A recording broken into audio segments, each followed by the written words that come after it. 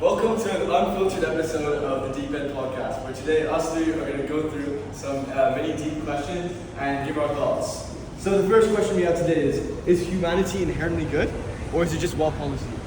What do you think, guys? It's a hard question to start off with. It's I actually have no idea. What do you think, Sean? Since you're the one who posed the question. Honestly, I think obviously there's a bit of both there. There is some good aspects of humanity, but you gotta think, if there was no laws against crime, against murder, would the rate stay the same, or do you think they would increase? Would stealing increase if it wasn't illegal? Well, I think we can study human nature from how we view animals, you know? Well, if you're in what? You going? Yeah? Okay. So like look at animals, you know, like carnivores or whatever. They have to fight each other. They have to compete to survive. You know, that's a part of humanity right there. So I don't think they're inherently good if you think about it in that sense. Do you think the standard for good would be different? That's really interesting because if you think about it, it's not really their fault. They're just really doing it to survive. And if you talk about like morality, you know, what is considered moral under human nature? Yeah, that's So wait, could you say this question again? Was it the question humanity is humanity good, or is it just well policy, like laws and stuff? I think that's hard to answer because you can't say that there's an objective moral standard. You know, in a way, the laws that are created kind of dictate how we have to act in society. Yeah. And in a way, over time, they kind of shape what our morals are like. And even then, we have subjective moral beliefs, and we can all challenge lawful policies if we don't believe in them as well. I mean, even if you think about it as in laws, even with the current existing laws, which you would argue as a lot more moral than just pure human nature, bad things still happen. So I would say that laws are designed to adapt to human nature rather than human nature being inherently good and laws being on top of that. So laws just limit the bad side of human nature, Yeah. but inherently doesn't change at all. So you think it would be similar, actually, without laws? Without laws- humanity would stay the same. No, I think without laws, humanity would be worse. Because my point that I was trying to make was, be careful. My point that I was trying to make was that laws are designed to limit the bad sides of human nature. Well, I agree with you. Inherently, you can't say that humanity is good because human nature is multiple sides to it. And yeah, like you said, laws. Basically, repeated what you just said. Yeah. That's fine. So do we have a bit of have a a final conclusion? judgment Yeah. for that? I think Eric, you spoke a lot. So would you like to give a final statement on that? Well, to just sum up everything, we think that human nature isn't inherently good. They kind of depend on the situation, but laws are mainly designed to limit the bad sides of that to create a better society. All right. So the second question here is: would you live in a perfect fake simulation? Wow. Okay, I think with that question to start off, then we have to consider what we mean by a perfect simulation as well. Yeah. What is a perfect ideal world in our minds? Does that mean equality, no homelessness, equal wealth among everyone, or is that what we mean by it? I would What do we think. mean? I think by simulation it means that everyone isn't experiencing true life. They are in their own sort of simulation So where their it's own ideal for ideas themselves. of fantasy. So whatever they do in Yeah. that simulation, they're the only, I would say, real person there. Every other person in that simulation is simulated. You're the only actual conscious person. And they have their own ideal of satisfaction. Is that what you're saying? Yeah, exactly. So yeah, everyone would have a different ideal simulation. Living in a simulation like that would kind of just be like lying to yourself in a certain sense. It'd be perfect for you, but it'd be perfect for you, but there's no true consciousness of other people. Yeah, I agree. So whatever you do, wouldn't actually have any impact, would it? Yeah. Yeah, and I think removing those perfections that are kind of part of your life, and having those issues is kind of what we have to work around. I feel like you're kind of removing the purpose. Yeah. As well. Sorry, we're taking a bit of a weird path. We'll keep going this way. Our cameraman is a bit. Bit of a goofball. That's alright. Go ahead. Go ahead. Okay. Anyways. Yeah. So what were you saying? Oh yeah, simulation kind of removes like certain aspects of life that are kind of like valuable as well.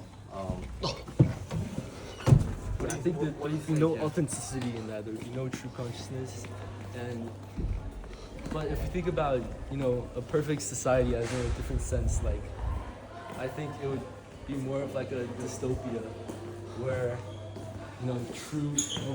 Oh, Okay. okay. Let's not disturb. Let's not disturb. Well, sorry. Where was I at? Dystopia. Oh yeah, I think it would be more of like a dystopian society where he's zooming into me, and I don't really like that, but it's fine. I thought, well, shouldn't it be a utopian society in the case that it's the ideal, perfect simulation? You gotta remember that it doesn't actually exist. Like the real world, even though we are like our minds might be in a simulated real world, the actual real world might be like horrible. I get what So it's a Justin's saying. projection of a utopia which is dystopian because it's not real. No, I think that's what Eric's trying to say. No, Is that what you're trying to say? But I get what Justin was saying earlier too, where it's like if it's a simulation, then that means that hypothetically that utopia could exist in the simulation because dystopias exist because utopias couldn't exist in real life, right? And because you're in a simulation, you're essentially just in that utopia. Yeah, but I think so. Interesting. If your goal in life was like happiness, do you think living in that simulation that would maximize your happiness? I would say. So would you say that's actually better for you? Yes, I guess in a way. I feel like for me it's kind of difficult to come to judgment on that, but I'd say personally no. I don't think living in that perfect world simulation is something that would be that good for all of us. Yeah, I agree because you can't really have an impact.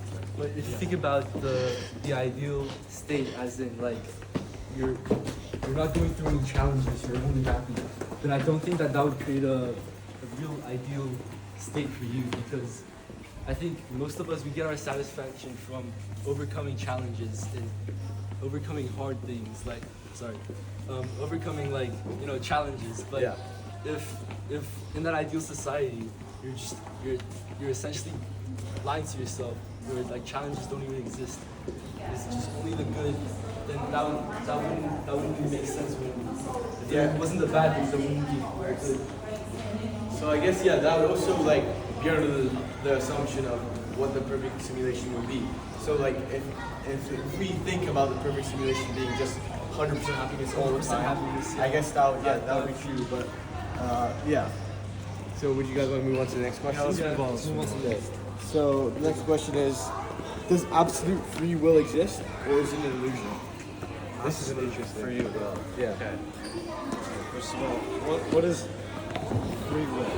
Free will, I would say, is being able to do whatever you want and make your own decisions and have your own outcomes. Yeah.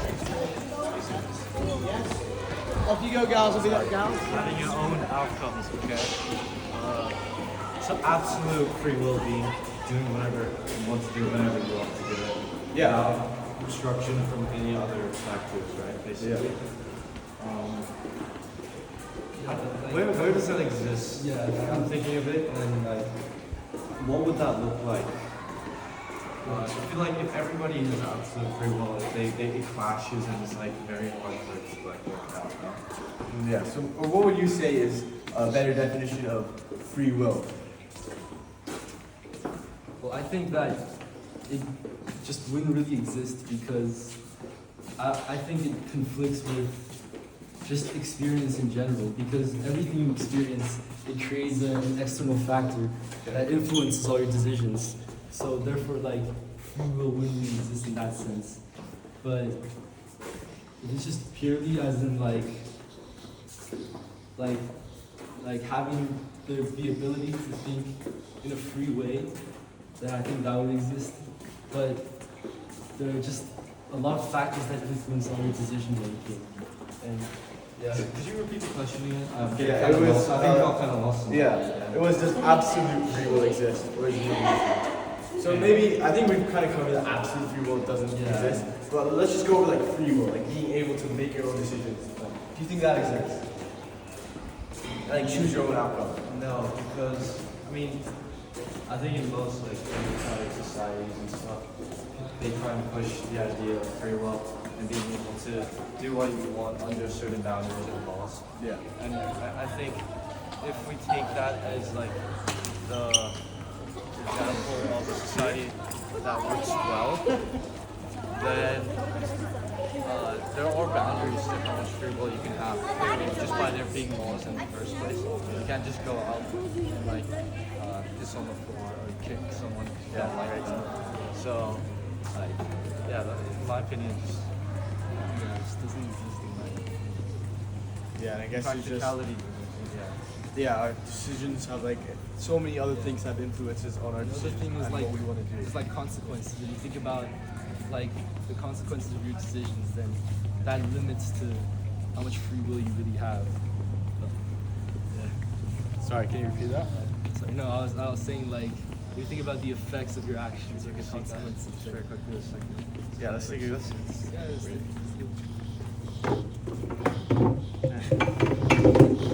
Okay, so all right, let's go to the next question. Is it worse to fail or to never try? Well, okay. Is it worse to fail to never try? I mean, to me, straight away, I'm thinking it's better to fail because you never tried. I mean, if you think about it logically, you never had a chance in the first place if you never tried. And if you fail, then you made progress no matter whether you failed or not. Like, in a way, failing means that you attempted to achieve your goal, and doing that means that you made some type of progress. So I think that's important for whatever you're doing. Yeah, but how about in situations where like failing actually makes things worse? Like if you failed something that you tried, it would actually like hurt you. Like say you took another like an extra subject for your A level, and you kind of have to submit like all your grades to universities. If you get a C in the extra or D in the extra A level, that where you wouldn't have where you would have got a no grade otherwise, and universities see that D and that actually makes them reject you, would you still think that trying there and failing is better than not trying? I think that really brings the conflict between prioritizing stability or having the ability to like, because I understand Justin's take too. Like failing, you're essentially gaining experience that learn something, gaining like basically you learn something about something wrong, something not to do. But I understand your point too, where it's like the negative consequences. Sometimes you just prefer to be stable, And, yeah. You ready? All right, sorry, the phone fell. We're just gonna go on to the next question. So the last question we have here is, what truth do you believe that nobody agrees with? I have no idea. It's a very personal question. That is a very personal question. No, let's see. What truth do you believe in that nobody else believes in? You guys wanna get up? Sure, let's start getting up. Yeah. This thing. Any truth that you believe in? Any truth? This is a hard. Any truth that we believe that nobody else agrees with. What? So I guess that's kind of a hard question. I don't believe in the Big Bang. I don't. Oh, you don't believe? No.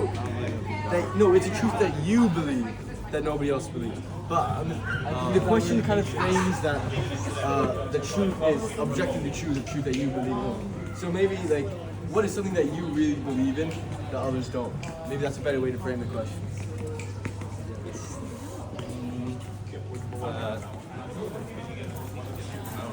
I don't know. Nothing. This is very personal. It requires a lot of thought into it. I actually have no idea how to answer this question. Yes. So okay, fine. Let's go into another question. This is kind of blending in into economics a little bit, and this is true capitalism compatible with a moral society? True capitalism. Okay, what is true capitalism, guys? That's a tough question. An economy that like operates completely with the free market. There's like the government doesn't intervene in at all. At all, basically. yeah, at all. So all healthcare, education, every single market is decided by the Yeah. free market, by supply and demand. Okay, so what does that mean for everybody? That means, first of all, So no first of all, public goods. there would be there would not even be any laws, right? Because there's no government. What are you guys doing? We're recording a podcast right now. So yeah, so there wouldn't be any laws because there's no government to set them. Yep, Yeah, that's true. And there's just no regulation. No regulation on the firms. at Yeah. all. That's just completely free competition. That's Free very, monopolization. very immoral. Just a bunch of corporate greed. I feel like it's very hard Yeah, like to say. no regulations on exploiting people, resources, the environment. Then yeah, I just completely disagree that a moral society can exist in that way. Yeah, I agree. But I think we should also maybe think about how it could coexist in some ways. If you think about it, how could it like what kind of moral values would align with a pure capitalist society? Do you think? I think human morals would have to be much better than they are right now because we're kind of assuming that all these laws people would follow on their own.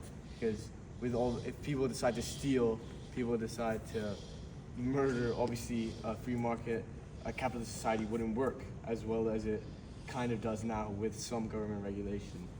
So I would say at this point it wouldn't work with our human morals.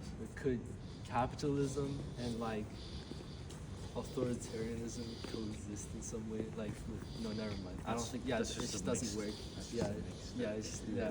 But true. Yeah, we're arguing that true capitalism is like complete freedom. Alright, guys, I think that's a good place to end it then for today. I think there are quite a few questions there. Yeah. Quite a few deep questions. Yeah, I think it was a nice talk.